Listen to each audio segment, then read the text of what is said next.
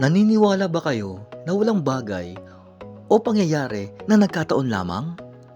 Kwento ko sa inyo yung nangyari sa akin kahapon. Noong umaga, nag-gardening ako.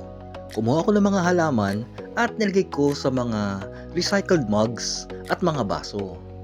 Yan. At habang ginagawa ko ito, ay meron akong background music para naman ganahan tayo. Isa sa mga pinatugtog ko ay ang ika-4 na kantang ito. Yun ay 23 from the movie Young David.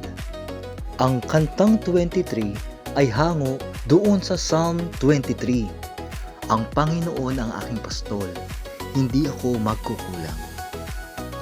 Pagkatapos noon ay naisipan ko maglaro ng badminton. Dapat talaga hapon pa ako maglalaro. Ewan ko kung bakit naisip ko na parang gusto ko tanghali na lang. Kaya naman pala, meron palang nakaplano. Habang nasa LRT na ako, meron lumapit sa akin at nagbigay sa akin ng isang card. Yung nakita ko na merong 23. Sabi ko, kaya pala. Ito mismo yung konting clip ng conversation namin. This is a passage taken from Scripture and Romans 6 verse 23. yes, Romans chapter 6 verse 23.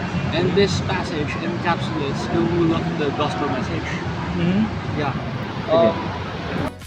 In summary, ang sabi niya dito, without God, there is death. But with God, there is life. Pag-uwi ko after ng badminton, sabi ko, gusto kong reviewin yung card na binigay sa akin. At meron akong na-realize. Sabi dito, but the gift of God in Christ Jesus our Lord is eternal life.